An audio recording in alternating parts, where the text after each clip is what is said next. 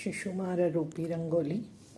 ಮೊದಲು ವಿಷ್ಣು ಕೂರ್ಮ, ವಾಯುಕೂರ್ಮ, ಆಮೇಲೆ ಇದು ಸೂತ್ರ, ಇದು ಬ್ರಹ್ಮಾಂಡ, ಇದು 7 ಲೋಕಗಳು ಅಥವಾ ವಿತಳ ಸುತ ಹಿಂಗೆ 7 ಲೋಕಗಳು ಬರ್ತವೆ.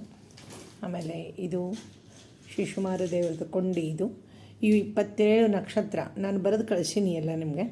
ಅವು 27 ನಕ್ಷತ್ರ ಹೆಸರು ಹೇಳ್ಕೊಂಡು ಹೇಳಬೇಕು. ಈ ಮೂರು ಚುಕ್ಕೆವನ್ನು ಇವು ಧ್ರುವ ನಕ್ಷತ್ರ, ಇದು ಧ್ರುವಂದು. ಆಮೇಲೆ ಇದು ಸಪ್ತರ್ಷಿಗಳು. ಆಮೇಲೆ ಇದು ಧಾತೃವಿಧಾತೃಗಳು. ಒಂದು ಮೋಕ್ಷಕ್ಕೆ ಹೋದವರು ಬ್ರಹ್ಮದೇವರು, ಬ್ರಹ್ಮವಾಯುದೇವರು ಒಬ್ಬರು ಸಾಧನೆ ಮಾಡ್ತಾ ಇರೋದು ಧಾತೃವಿಧಾತೃಗಳು. ಆಮೇಲೆ ಇದು ಮುಖ, ಇದು ಮುಖ. ಇವೆರಡು ಅಂಬಷ್ಟ ಅಂತಾರೆ, ಆನೆಗಳು ಅಂತಾರೆ ಇದಕ್ಕೆ, ಅಂಬಷ್ಟ. ಮೇಲೆ ಶಂಖ ಚಕ್ರ ಸೂರ್ಯ ಚಂದ್ರ ತೆಗಿತೀವಿ, ಶ್ರೀಕಾರ ಹಾಕಿ 2 ತುಪ್ಪದ ದೀಪ ಹಚ್ಚಿಡಬೇಕು. ಆಮೇಲೆ ಹಣ್ಣು ಅದು ನೈವೇದ್ಯ ಮಾಡಬೇಕು ದೇವರಿಗೆ. ಅರ್ಶಿನ ಕುಂಕುಮ ಗೆಜ್ಜೆ ವಸ್ತ್ರ ಹಾಕಿ ಪೂಜೆ ಮಾಡಬೇಕು. ಹರೇ ಶ್ರೀನಿವಾಸ.